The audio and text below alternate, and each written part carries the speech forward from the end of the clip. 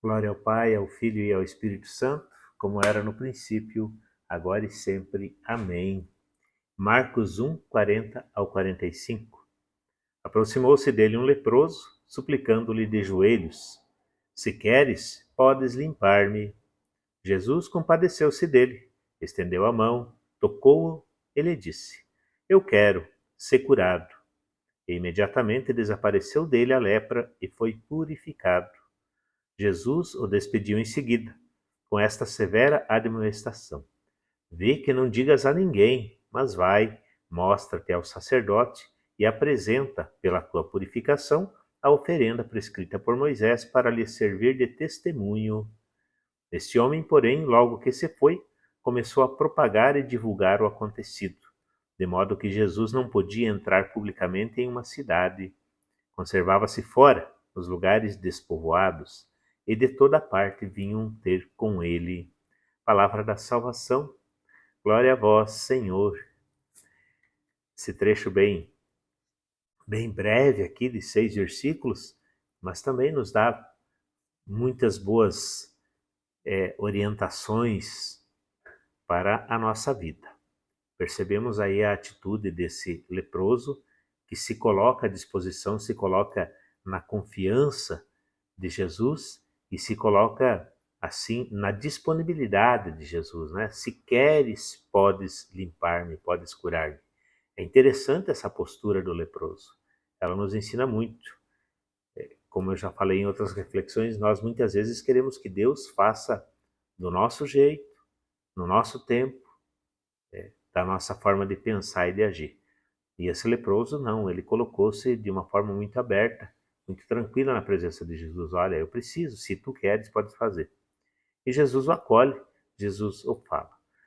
Outra questão interessante que Jesus fala também diante de outros sinais que ele realiza, que ele pede para que não fiquem divulgando, não fiquem publicando aquilo que ele fez.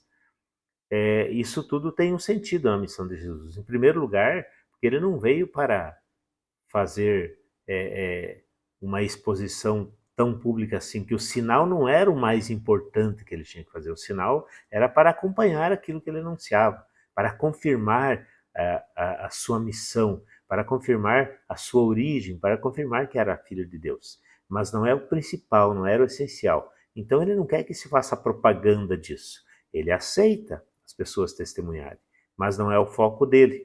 E também pela questão que ele sabe que no final tem essa possibilidade de ele ter que se entregar, de ele ter que dar a vida, de ele ter que derramar o seu sangue.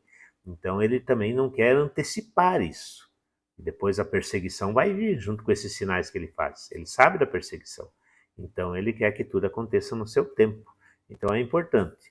Não quer dizer que nós não tenhamos que testemunhar publicamente quando recebemos uma graça. Não é isso.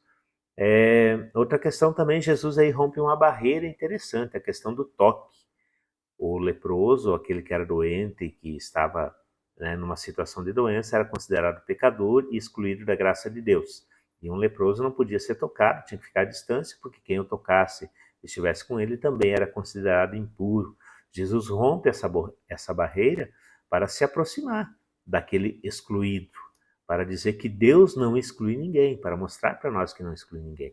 Isso nos ensina muito, essa dinâmica de Jesus, a respeito da nossa conduta no nosso tempo hoje. Quem seriam os excluídos de hoje?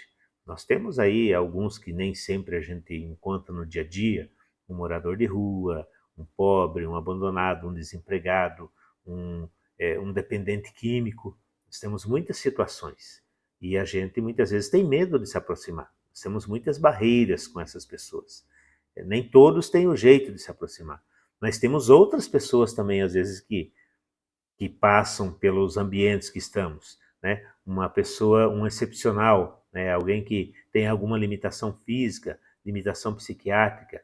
Nós temos a nossa sociedade hoje, temos entidades que ajudam a cuidar disso, mas nós muitas vezes não sabemos como lidar, né? Um cadeirante, às vezes a gente não tem muita prática, mas a que ponto que está o nosso conceito ou o nosso preconceito com essas pessoas? E o mais interessante, né? Aqui Jesus dá atenção para esse leproso. E isso também é algo muito evidente, muito preocupante na nossa época, porque nós não temos tempo para ninguém, né? Começando pela nossa casa. Como que está a nossa dinâmica de relacionamento dentro de casa, com o marido, com a esposa, com os filhos? Quanto tempo que nós temos de largar o celular do lado, deixar ele ali na hora da refeição, em outros momentos, poder conversar, poder trocar algumas ideias, falar sobre os problemas da família, circunstâncias, olho no olho.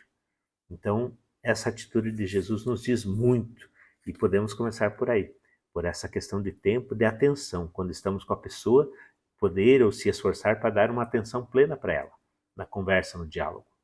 E essa é uma barreira e algo que nós precisamos buscar, né? A partir desse evangelho, Jesus nos ajuda. O Espírito Santo ilumine a todos. Um dia abençoado para todos.